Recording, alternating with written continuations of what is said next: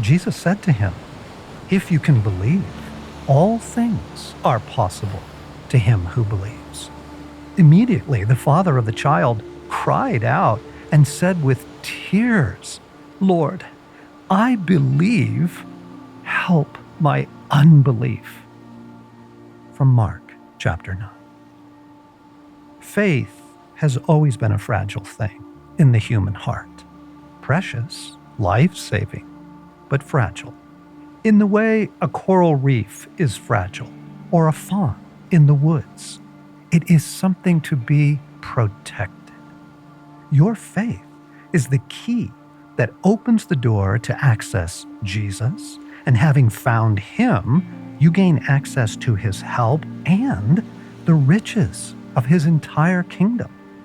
Without that key, we are adrift on a gray, endless sea. This is why faith is your most valuable possession, worth more than all the wealth you could possibly accumulate. But do you really think much about protecting your faith? I marvel at how something so powerful could at the same time be so fragile, so easily shaken. But I suppose love is like that too. It can be undercut with a single devastating sentence from someone you trusted. Here's my concern. My concern is that our faculty of faith, the ability to trust and believe, has been secretly eroded by something most of us are completely unaware of. It has to do with the fact that we are, all of us, disciples of the internet.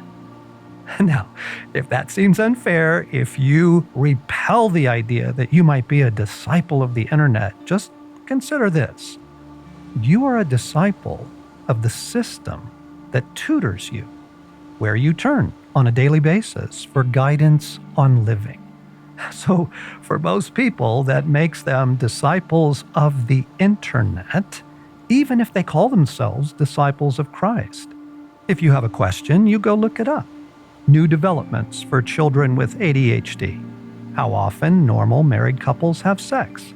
Memory care for aging parents. The proper temperature to bake a potato. We do this all day, every day, people.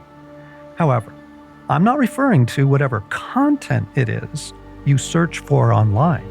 I'm talking about what we have learned from years of the process itself. For one thing, the internet has discipled your soul to expect immediate answers. You inquire, and you are answered immediately. 3 million results in 0.003 seconds. There is no waiting. And the saints of ages past would be aghast at that. Waiting was considered formational for the soul. They planted crops in the spring and harvested in the fall. There was no rushing things. If you wanted something from the market, you walked there, and then you walked back, moving at a pace of about 3 miles an hour. But now, when you turn to Jesus and you are not answered in the way the internet answers, you feel he isn't listening or that you can't hear from him. You sadly believe the two of you are distant from one another because your soul has been programmed for immediate responses. The notion of lingering before God doesn't fit with the pace we've come to expect.